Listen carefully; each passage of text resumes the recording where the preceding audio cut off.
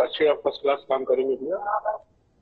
तो लोगों के अंदर भी उल्लास की लहर है। और मुकेश्वर बने रहिए हमारे साथ। अविनाश हमारे साथ सहयोगी जुड़े हैं। अविनाश, जिस तरीके से कैसरगंज से बृजभूषण के बेटे करण भूषण को उम्मीदवार बीजेपी ने बनाया, वहीं अगर रायबरेली की बात करें तो दिनेश प्रताप सिंह को बीजेपी ने टिकट थमाया है।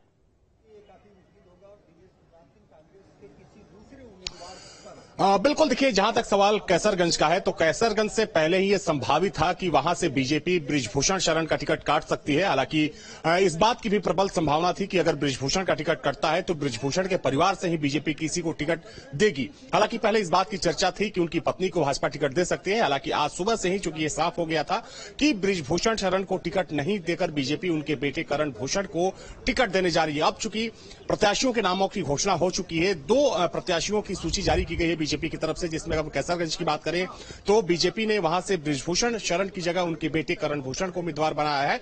वहीं रायबरेली की बात करें तो रायबरेली में बीजेपी ने दूसरी बार दिनेश प्रताप सिंह, जो कि सरकार में, योगी सरकार में मंत्री भी हैं, उन पर दांव खेला है। देखा जाए तो पिछले चुनाव में भी वो चुनाव लड़े थे।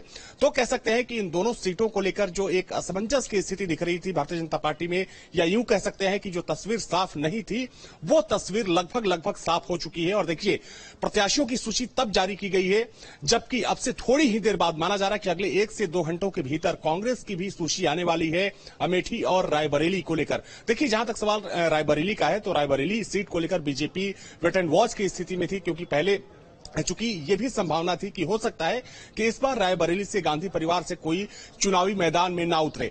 वैसे में चूंकि बीजेपी तमाम रणनीतियों को साधते हुए आगे बढ़ने की कोशिश करती है और जो एक माइक्रो मैनेजमेंट होता है इलेक्शन को लेकर, उस लिहाज से भी बीजेपी की अपनी पूरी तैयारी होती है।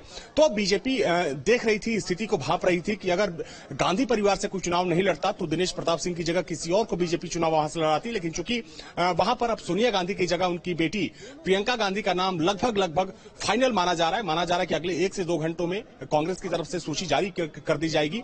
वैसे में बीजेपी ने अपनी सूची जारी कर दी है, जिसमें कैसरगंज से बृजभूषण शरण के बेटे करण भूषण और रायबरेली सीट से दिनेश प्रताप सिंह, जो कि मौजूदा सरकार में मंत्री भी हैं। जाहिर तौर पर काफी देर हो गई, यानी कि कल नामांकन का आखिरी दिन और आज टिकट का ये फाइनल होना। और वहीं आखिरी तौर पर कैसरगंज की अगर बात करें, अमकेश्वर हमारे साथ जुड़े हैं। अमकेश्वर, जरा बातचीत तो कीजिए, क्योंकि इससे पहले जब आपने बातचीत की थी बृजभूषण शरण सिंह से तो उनका कहना था कि इंतजार कीजिए, टिकट किस तरीके से मिलता है सबको पता चल जाएगा। और आज दिन देखा गया किस तरीके से टिकट मिला, उन्हें नहीं बल्कि उनके बेटे को। देखिए, सांसद बृजभूषण शरण सिंह तो जब पहले बात हुई थी तो उनका था आप लोग इंतजार करिए और 1 से 2 तारीख तक आप जो उनके समर्थक हैं उनको खुशखबरी मिलेगी, ऐसा बृजभूषण शरण सिंह ने कहा था। उनके समर्थक यहाँ पर अभी भी हैं, लोगों का जो है, लोगों में खुशी की लहर है। आइए उनसे बात कर लेते हैं। कैसा लग रहा है बॉस, फिर से आपकी जो करण भूषण जी है उनको टिकट मिला? ये बहुत खुशी की बात है, युवाओं के लिए खुशी की बात है भाई।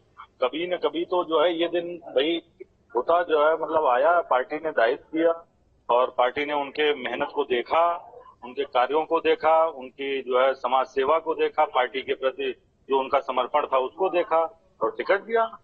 हम लोग जिता के लाएंगे 5 लाख पार से, 5 लाख से ज्यादा मत। सांसद बृजभूषण शरण सिंह के बेटे को टिकट मिला, किस नजरिए से देखते हैं जी? सांसद बृजभूषण शरण सिंह के बेटे को टिकट मिला, किस नजरिए से? बहुत खुशी की लहर है।